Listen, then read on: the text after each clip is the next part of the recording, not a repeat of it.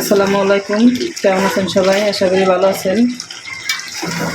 আজকে গরুর গোশতের কালা বোনা, আশা করি পুরো ভিডিওটা দেখবেন, ভালো লাগবে। 2 কেজি গরুর গোশত কালা বোনা করবো, তো আমি কিভাবে কালা বোনা করি দেখেন সবাই, আশা করি ভালো লাগবে।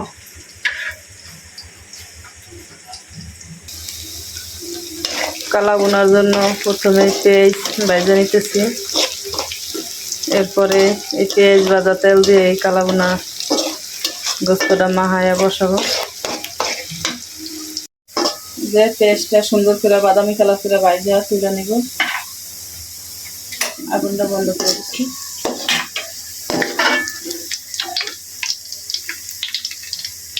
বন্ধ করে যে পেঁয়াজ ভাজা তেলের ভিতরে গোস্ত দিয়ে দিব।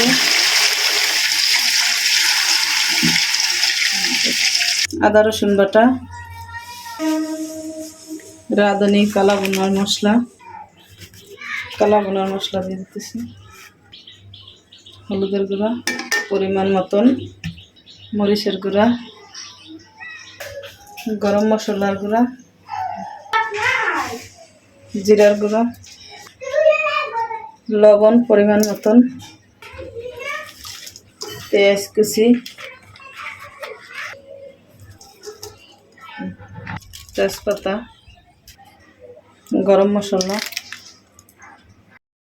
সব কিছু মশলা দিয়ে সুন্দর করে মাংসটা মাখায় নেব। মশলাটা ভালো মতন মাংসের লাগে মাখাতে হবে।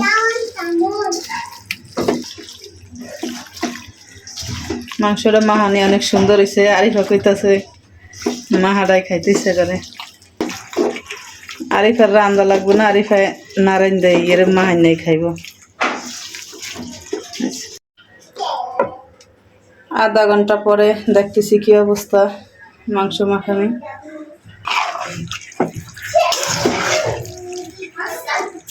মাহাটা অনেক সুন্দর হয়েছে, মাহার তো কালো হয়ে গেছে। এখন আগুন দিয়ে দেবো। কয়েকবার ডাইকা ডাইকা দিয়া লাইরে দিতেছি। কালারটা কেমন আসছে বলেন সবাই। গোস্ত প্রায় আধা সিদ্ধ হয়ে গেছে, আর একটু বেশি সিদ্ধ হয়েছে। এখন আমি পেঁয়াজ ভাজাগুলো দিয়ে দিব। এরপরে আরও বেশ কিছুক্ষণ কষাবো।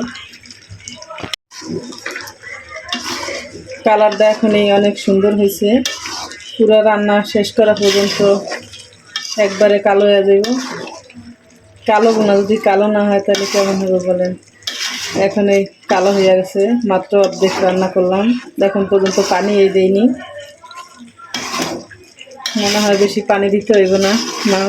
গোস্ত যখন বসাইছি মাহাই আধা ঘন্টার মতো রেখে দিয়েছিলাম না, তখনই পানি ছাড়ছিল। ওই পানি দিয়েই প্রায় গোস্ত সিদ্ধ করে নিছি। ডাইকা ডাইকা কালা বোনা করতে অনেক সময় লাগে।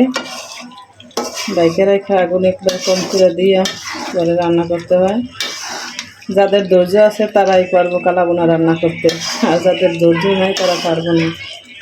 আর আমি আপনাদেরকে শিখাইতেছি না আমি কিভাবে রান্না করতেছি, ওইটা একটু দেখাইতেছি। কারণ আমার সাথে হয়তো আপনারা আরও অনেক ভালো ভালো রান্না করেন, আপনাদের আরও অনেক বেশি স্বাদ হয়। কিন্তু আমি যেভাবে রান্না করি ওইটা একটু একটু করে আপনাদের সাথে শেয়ার করি। যদি ভালো লাগে ভিডিওটা শেয়ার করে লাইক দিয়ে একটা কমেন্ট করে জানাবেন কেমন হলো আজকের রান্না।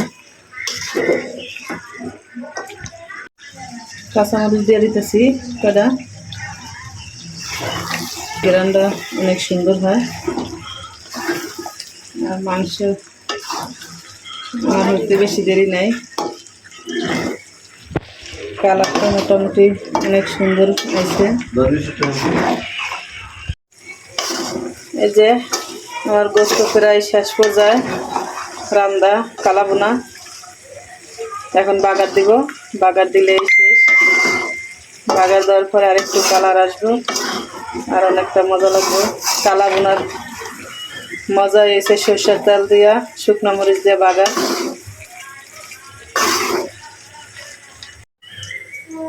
আমাদের বাড়ির অরিজিনাল খাঁটি সরিষার তেল ভাঙ্গায় নিয়ে আইছিলাম, ওই তেল দিয়ে বাগা দেব। মরিচ, পেঁয়াজ, রসুন দিয়া সরষের তেল দিয়ে বাগার দিয়ে নেব। পেঁয়াজ রসুন বাগার ভাজা হয়ে গেছে, এখন দিয়ে দেবো মাংসের ভিতরে।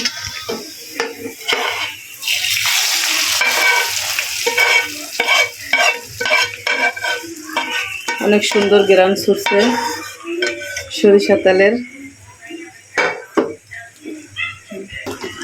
অনেক গ্রাম ছুটছে।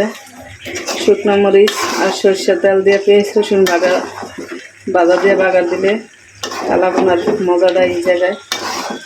আর একটু ভাজা ভাজা করবো মাংসটা। যে আমার গরুর গোশত কালা বোনা একবারে রেডি, রান্না শেষ। মাশাআল্লাহ অনেক সুন্দর রান্না হয়েছে। আপনাদের কাছে কেমন হয়েছে দেখতে আমার গরুর গোশত কালা বোনা কমেন্টে জানাইবেন।